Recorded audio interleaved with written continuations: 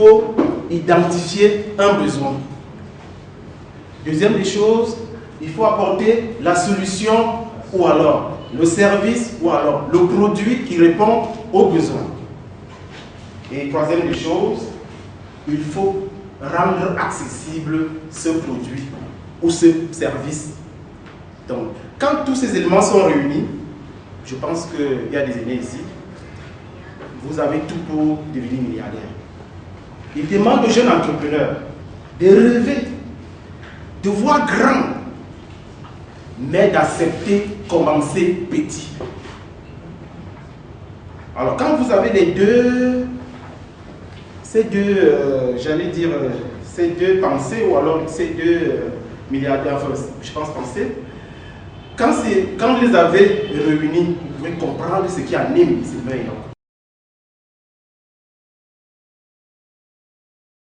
À 24 ans déjà, quand j'ai eu ma licence à l'université, on est 2 à soi.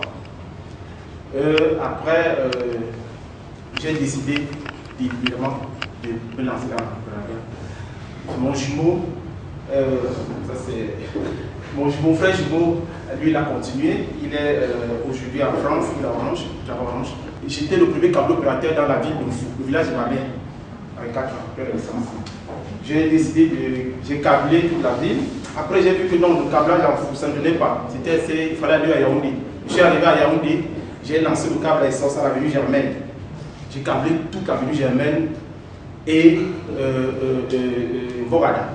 En 2008, j'ai fait la connaissance d'un blanc, il s'appelle Roland Viard, qui me parle, en fait, j'étais Diadéo, je ne sais pas si les gens connaissent ces réseaux sociaux Diadéo.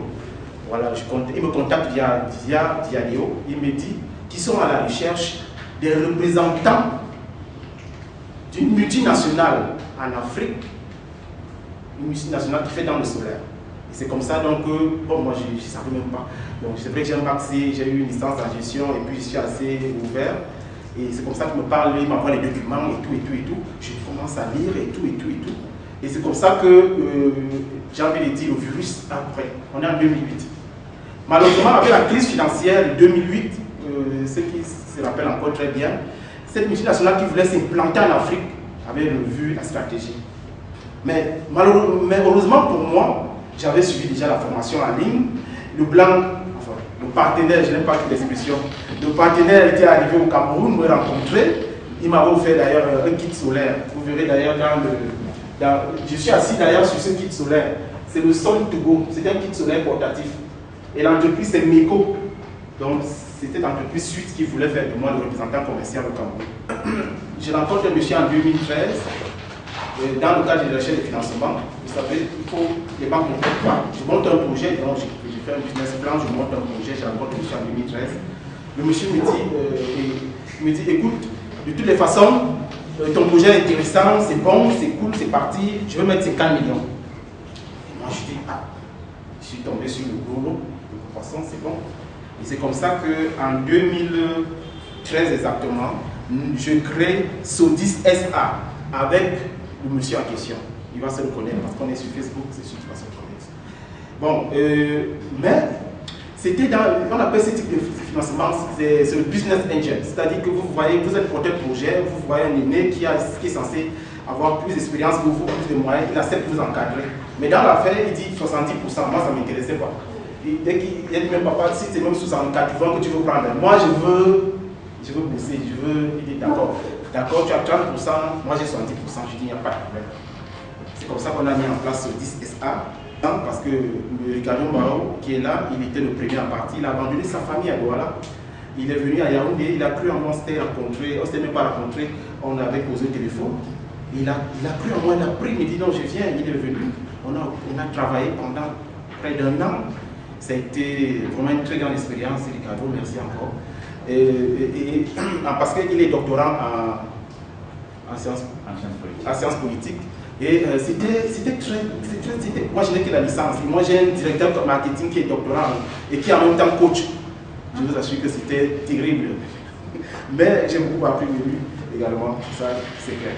Donc nous avons travaillé. La deuxième année, tout le monde était parti, j'étais resté là tout seul. Qu'est-ce que je fais?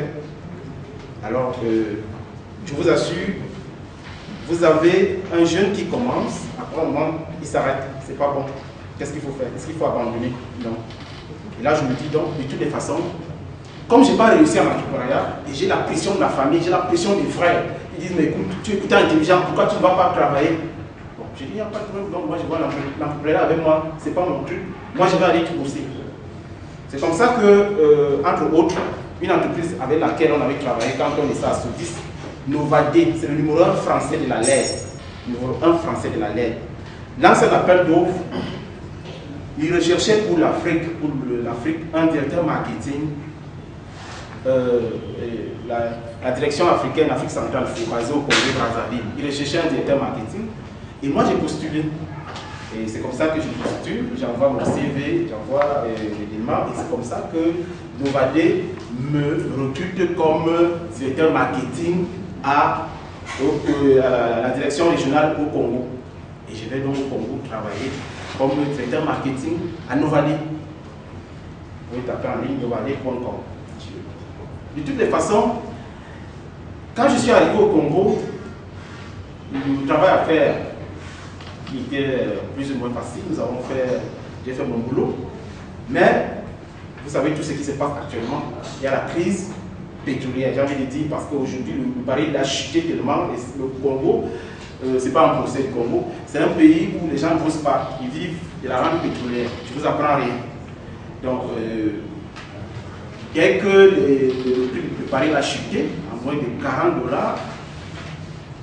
les entreprises ont commencé à fermer one by one. C'est comme ça donc que moi j'ai compris que de toute façon, j'ai décidé de rentrer au Cameroun.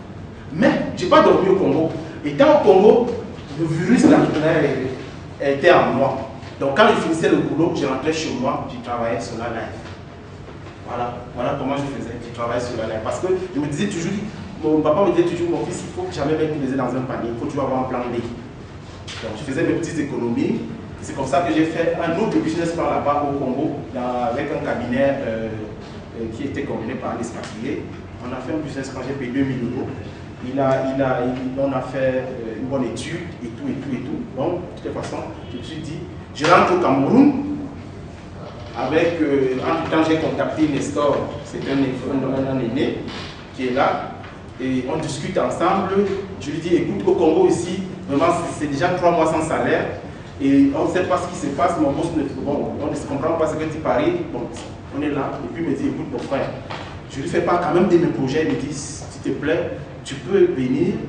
Moi je pense que c'est un aîné, il me donne des conseils des grands frères. C'est comme ça que je lui dis. Donc on va entrer dans le vif du sujet. Je suis revenu au Congo et c'est comme ça que j'ai rencontré Cédric. J'ai lancé mon projet et ils m'ont recontacté. Ça a suivi toutes les procédures normales. Et puis un matin, on me dit, monsieur York, venez signer le contrat, vous allez bientôt lancer la levée de fonds.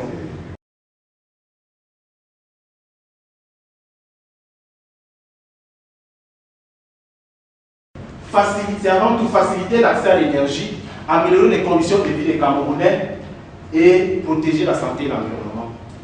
Notre démarche consiste spécifiquement à répondre à 3 besoins essentiels des ménages. Aux besoins essentiels des ménages.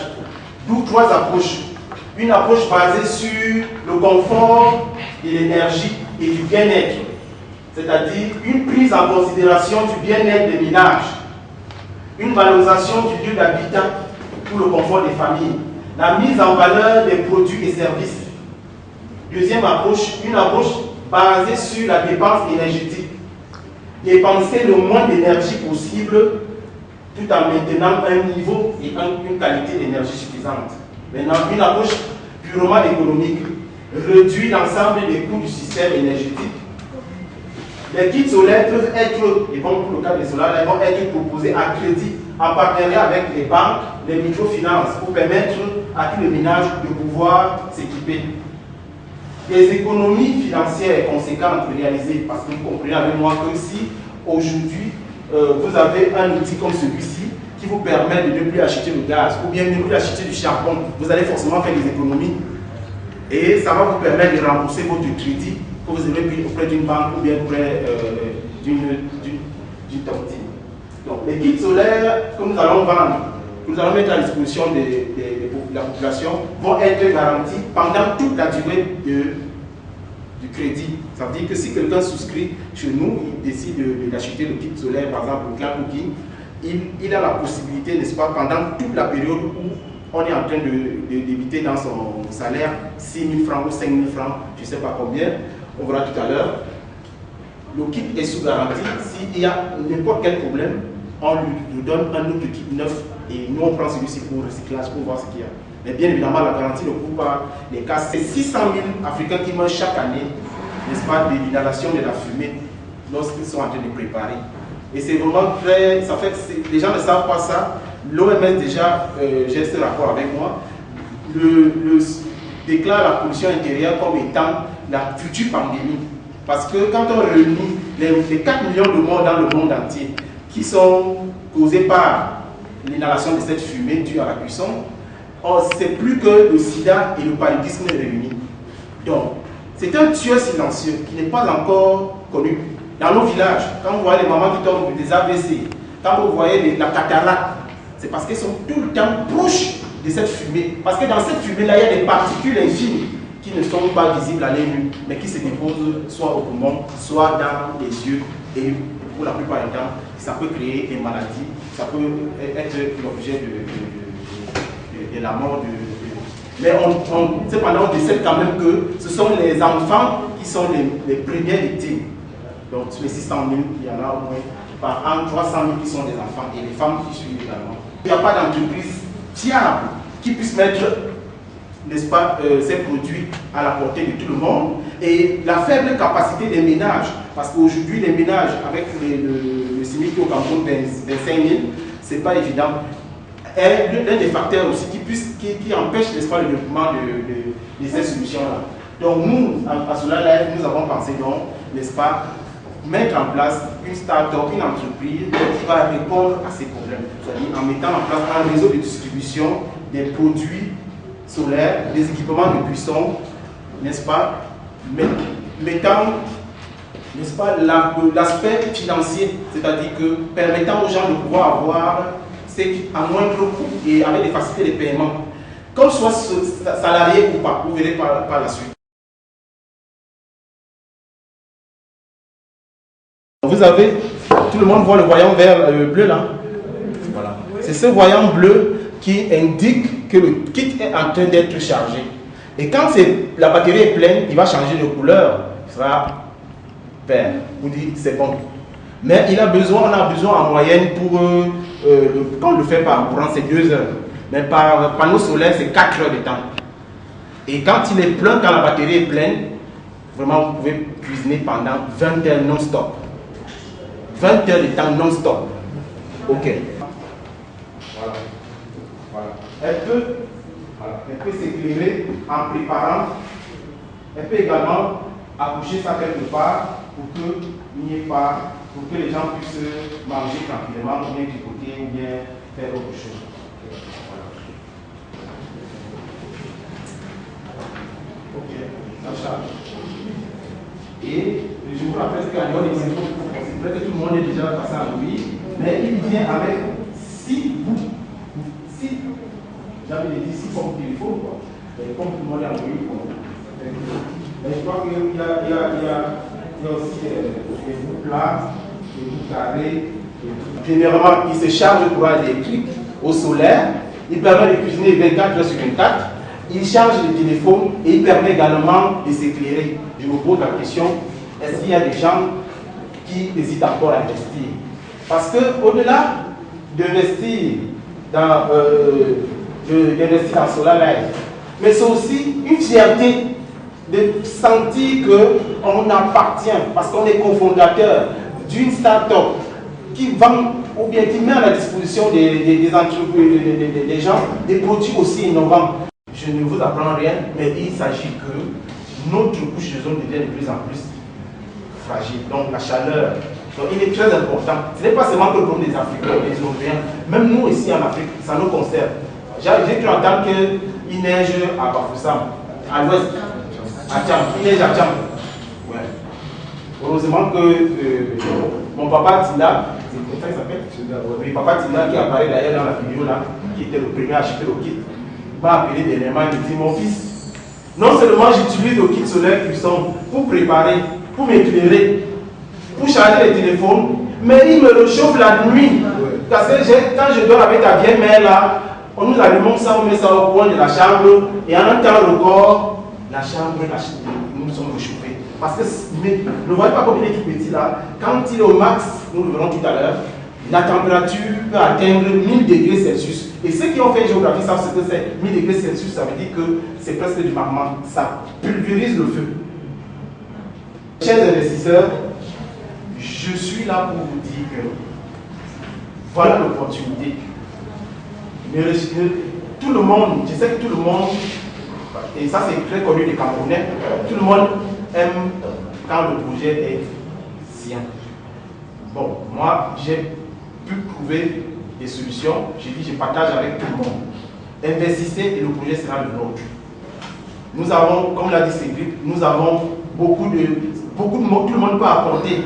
Il n'y a pas seulement qu'investir. Nous avons créé à cela ce qu'on appelait un comité stratégique. Ça veut dire que quoi? Ça veut dire que je suis convaincu que parmi les investisseurs, parmi les copropriétaires de Solar Life, il y a des gens qui ont derrière eux, qui se connaissent forcément plus que moi, qui peuvent avoir des relations, qui peuvent avoir, donc ensemble nous allons toujours nous réunir pour pouvoir trouver des solutions pour que notre produit soit partout sur le marché.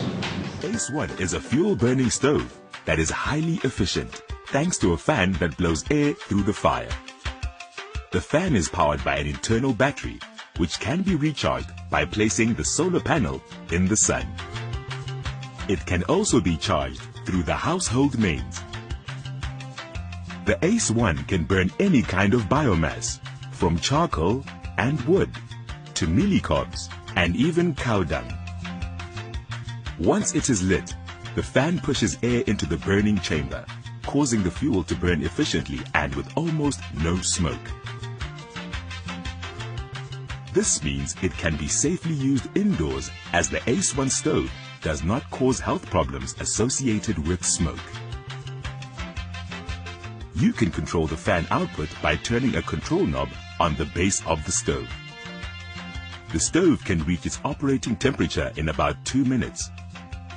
At maximum fan speed, it provides more power than 3 electric kettles. Because of its wide and stable base, it is difficult to knock the stove over and cause a fire. The stove's fire chamber is insulated so that the outside always stays cool to touch.